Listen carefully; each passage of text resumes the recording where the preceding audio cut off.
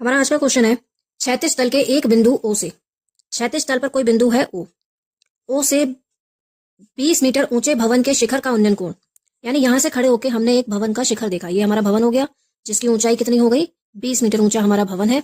हमने शिखर को जब इसको देखा तो इसका उन्नयन कोण था 30 डिग्री। ठीक है, भवन के शिखर पर, यानी इस भवन के शिखर पर ध्वज लगा है, यानी यहाँ पे एक झंडा लगा है, फ्लैग लगा दिया। अब ध्वज दंड के शिखर का उन्नयन कोण, ध्वज दंड के शिखर का उन्नयन कोण, यानी यहां से अब आपने जब कोण को देखा ध्वज के दंड को, यानी कि ध्वज दंड यानी ध्वज के डंडे का शिखर जब आपने देखा तो उसका उन्नयन कोण 45 डिग्री था। तो कोण जो उन्नयन कोण बनेगा वो हमेशा जमीन से ही बनेगा। तो ये 30 यहाँ तक है और ये 45 यहाँ तक है, ऐसा नहीं है कि ये 45 हो जाएगा। ध्वज दंड की लंबाई, ये झंडे का जो डंडा है ये कितना लंबा है, तो इसको हम मान ले रहे हैं कि h मीटर लंबा है।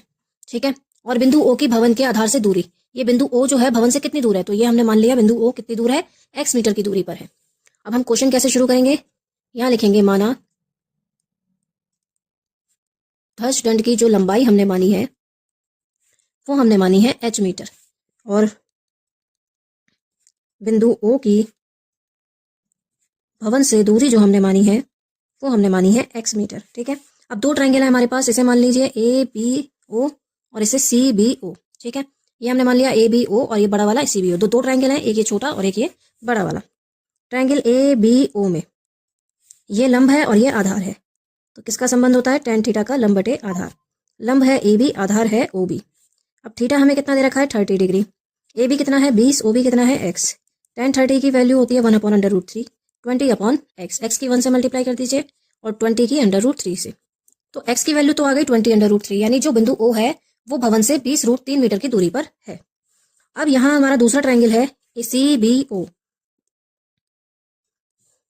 इसमें भी लंब बटे आधार लगेगा, tan थीटा बराबर लंब बटे आधार। इसमें लंब लगेगा C से B तक और आधार लगेगा O से B तक। यहाँ एंगल है 45 डिग्री का। अब ये पूरी लाइन कितनी लंबी है, h+20, तो यहाँ लिख देंगे h+20 और OB कितना है x। tan 45 की वैल्यू होती है 1 और x की वैल्यू अभी आपने निकाली 20/√3। ठीक है, 20/√3 की 1 से मल्टीप्लाई कर दीजिए, 20/√3 h+20। आपको h की वैल्यू निकालनी है तो 20/√3 ये 20 तरह के माइनस का हो जाएगा, दोनों में से 20 कॉमन आ गया, √3 और यहाँ बचेगा 1।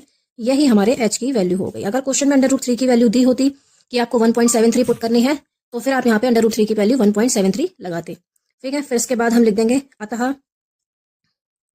ध्वज दंड की लंबाई h बराबर 20/√3 - 1 मीटर और बिंदु E की भवन से दूरी, बिंदु O की भवन से दूरी बराबर x बराबर 20/√3 मीटर।